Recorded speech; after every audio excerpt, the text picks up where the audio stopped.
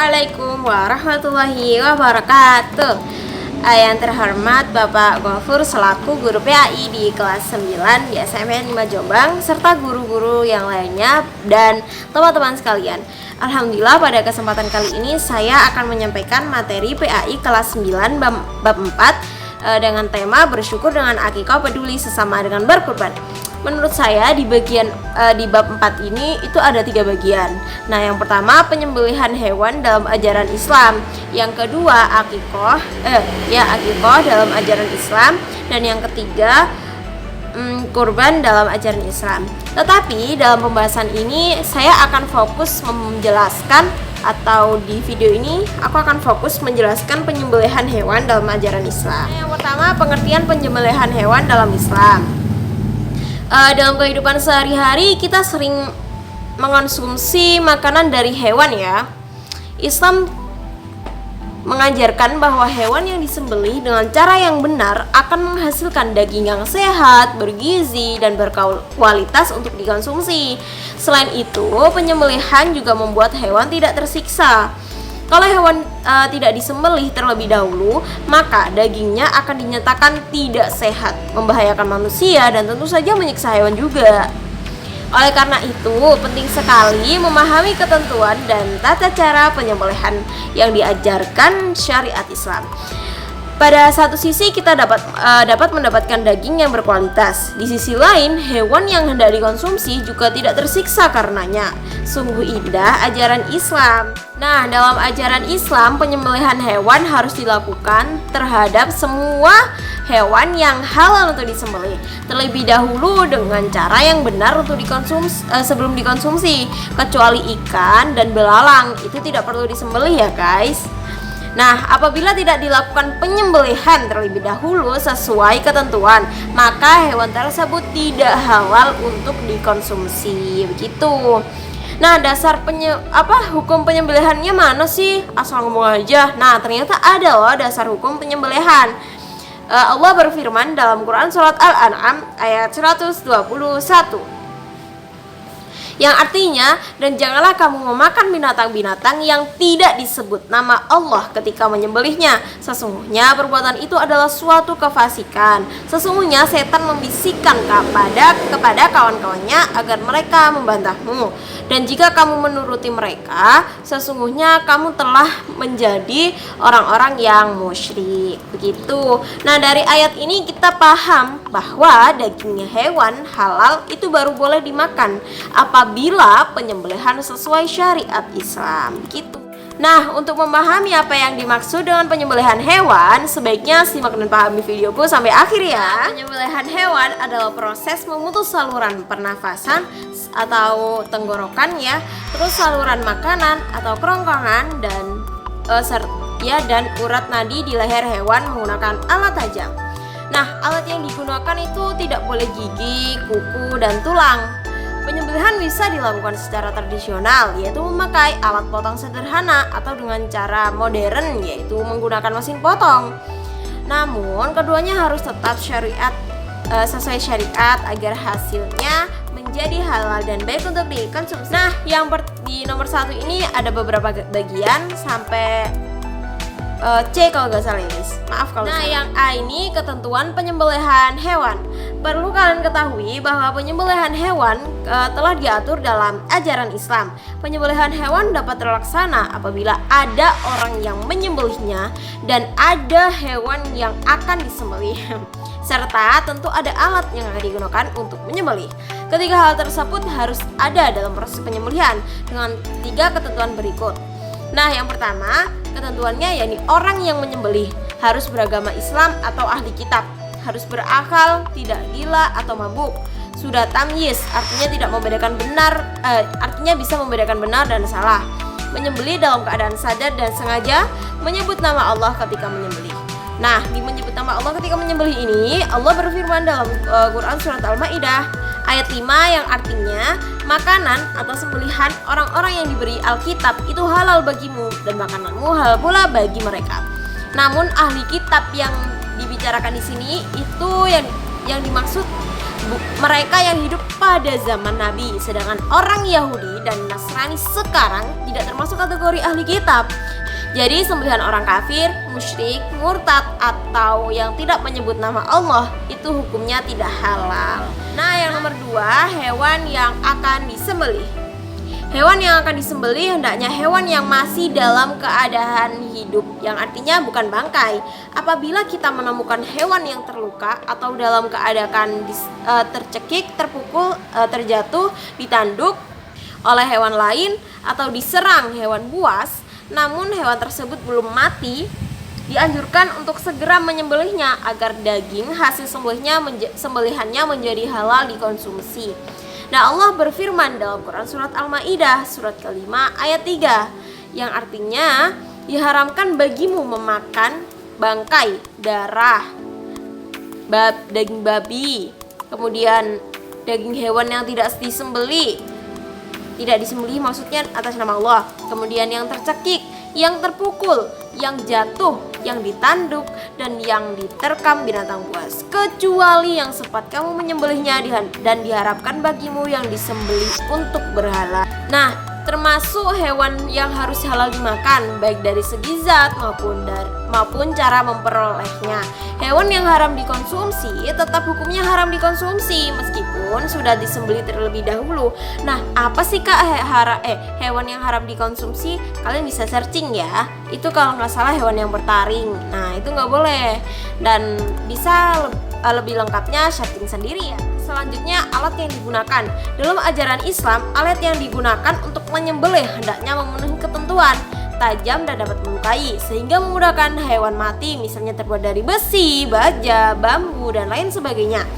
Islam mengajarkan agar memperlakukan hewan dengan baik. Salah satunya tidak memperbolehkan penyembelihan dengan alat yang tumpul, supaya hewan tidak tersiksa dan stres. Hasil penelitian mengungkapkan juga bahwa sembelihan dari hewan yang stres itu bisa membuat derajat kesamaan daging menjadi rendah karena mengandung asam laktat. Kemudian bukan terbuat dari tulang, gigi atau kuku. Nabi Muhammad SAW dalam hadis qudsi bersabda yang artinya segala sesuatu yang disebut nama Allah Subhanahu wa taala ketika menyembelihnya diperbolehkan untuk dikonsumsi dengan ketentuan alat yang digunakan bukan gigi dan kuku. Aku akan memberitahukan kepada kalian mengapa hal ini dilarang. Hal itu karena gigi termasuk tulang, sedangkan gigi, kuku merupakan alat penyembelih yang dipakai penduduk Habsah atau Ethiopia. Proses penyembelih harus dilakukan pada bagian leher hewan dengan urat leher yang di tenggorokan. Selain ketentuan tersebut, ada beberapa memutuskan tenggorokan, saluran pernapasan, saluran makan, dan sunnah dalam penyembelihan hewan, yakni yang pertama mengasah alat untuk menyembelih setajam mungkin. Yang kedua, hewan yang disembelih dihadapkan ke arah kiblat. Gulingkan ke sebelah kiri rusuknya supaya mudah bagi orang yang menyembelihnya, atau lambungnya di sebelah kiri ya kalau nggak salah. Kemudian yang ketiga, menyembelih pada bagian pangkal leher hewan supaya hewan agar mempercepat proses kematian hewan. Kemudian yang keempat, mempercepat proses penyembelihan agar hewan tidak tersiksa. Sedangkan makruh dalam proses penyembelihan adalah menyembelih hewan dengan alat yang tumpul. Itu kan menjadikan rasa sakit ya, jadi kerasa sakitnya. Kemudian menyembelih dari arah belakang leher, dari tulangnya sini. Nah, itu makruh. Kemudian yang ketiga, memukul hewan waktu akan menyembelih, dipukul dulu baru disembelih. Nah, itu juga makruh. Kemudian memutuskan lehernya, menggulingkannya sebelum hewan itu benar-benar mati. Jadi dia belum benar mati tapi harus langsung diputus gitu loh, kepalanya gitu. Nah, sekarang bagian yang B, tata cara penyembelihan hewan. Tadi kan udah nih yang A nih, yang panjang banget kalau nggak salah sampai panjang banget ya tadi ya. Aku lupa sampai bagian apa tadi. Pokoknya yang A itu tadi, terus sekarang yang B. Yang B ini juga ada beberapa bagian sih guys. Tata cara penyembelihan hewan. Ada 2 tata cara, yakni secara tradisional dan secara modern. Nah, ini akan kujelaskan ya. Nah, yang pertama aku jelasin dulu yang secara tradisional ya. Pertama ya ini aku praktekin pakai apa? Boneka ya, bentar. Gini. Jadi yang pertama, hewan itu direbahkan dengan baik. Tadi kan lambungnya di sebelah kiri, terus agar memudahkan penyembelihan. Jadi contoh nih lambungnya di sini. Oke, direbahin nih ya. Terus leher hewan dibersihkan agar tidak terhalang. Contoh nih kalau ada apa, biasanya kan ada tali tamparnya tuh. Nah, itu dihilangin dulu nih, dihilangin ya, udah hilang ya. Kemudian hewannya dihadapkan ke arah kiblat. Contoh nih, kiblatnya di sana ya. Berarti ini ya udah hadap sana. Terus dianjurin juga yang menyebelah itu juga hadap kiblat ya, guys. Contoh nih kalau kiblatnya di sana, terus gimana Kak? Jadi ya udah ngadep sana berarti gitu. Oke. Yang selanjutnya penyembelihan membaca basmalah dan takbir. Contoh takbirnya 3 kali dan basmalah 1 kali. Allahu akbar, Allahu akbar, Allahu akbar, walillahil hamd.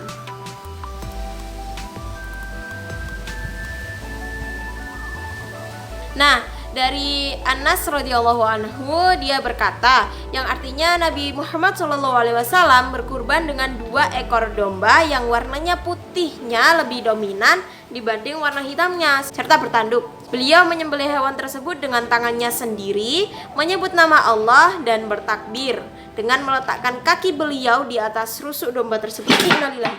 Rusuk domba tersebut. Hadis riwayat Bukhari-nya itu alat penyembelihan diarahkan ke leher hewan. Contoh nih, pakai ini ya. Ini kiblatnya kan sana. Ini lambungnya di bawah nih udah. Terus alat penyembelihannya ini diarahkan ke leher hewan. Ini seharusnya nih ada orangnya ya di sini, guys. Di sini ada orangnya yang menghadap kiblat juga. Nah, terus alat penyembelihan diarahkan ke leher hewan begini. Kemudian harus memutus saluran pernapasan, saluran makan dan urat nadi yang ada di leher. Nah, tambahan ya guys, kalau motong itu nggak boleh sampai lebih dari 2 kali atau dari 3 kali gitu. Aku lupa juga. Itu nggak boleh karena itu akan menyiksa hewan juga. Nah, dianjurkan itu 2 kali aja. Jadi contoh nih, makanya diwajibkan bendanya itu tajam banget biar sekali gini itu langsung putus 3 saluran tersebut. Kalau bisa ya jangan lebih 2 kali. Kalau bisa langsung seret itu langsung potong ke semua begitu. Nah, kemudian banyak ya pada umumnya tuh coba kalian amati di lingkungan sekitar kalian ketika ada kurban gitu, ketika Idul Adha itu biasanya kebanyakan itu ketika menyembelih itu dia di gini guys, di gini, bahkan sampai berkali-kali maksudnya di ogro-ogro, bukan di ogro, di seret-seret berkali-kali gitu loh. Nah, itu yang membuat hewan itu kesakitan dan peredarannya tuh jadi gak lancar dan dia kan akan merasakan sakit ya yang lebih lama gitu. Jadinya dianjurkan itu sekali motong itu kalau bisa terputus 3 saluran tadi dan terputus 2 saluran tadi dan 1 urat nadi. Nah, selanjutnya secara mekanis itu kayak pakai mesin gitu loh guys. Nah, yang pertama, mesin pemotong itu dipastikan berfungsi dengan baik. Kemudian hewan disiapkan di tempat pemotongan. Operator berniat menyembelih dan membaca basmalah serta takbir. Kemudian mesin dihidupkan hingga hewan terpotong sesuai syariat. Apa sih manfaat penyembelihan hewan? Ternyata manfaat penyembelihan hewan dengan syariat Islam itu daging sembelihan halal dimakan. Kemudian kualitas daging lebih sehat dan layak konsumsi karena darah keluar dengan sempurna. Kemudian yang ketiga, warna daging lebih cerah dan nilai gizinya baik. Kemudian yang keempat, membiasakan penyembelihan sesuai syariat Islam berarti peduli terhadap kesehatan jiwa, raga dan keluarga. Jiwa, raga, keluarga dan lingkungan. Begitu. Oke, dari semua penjelasan ini kita bisa melihat bahwa Islam sangat memperhatikan kesehatan manusia sekaligus menjaga agar hewan tidak tersiksa saat proses itu tadi. Dengan melaksanakan penyembelihan sesuai syariat, kita memperoleh makanan yang halal, yang sehat dan penuh berkah. Nah, sekian video presentasi dari saya. Mohon maaf bila ada salah kata atau yang menyinggung Anda. Wassalamualaikum warahmatullahi wabarakatuh. See you.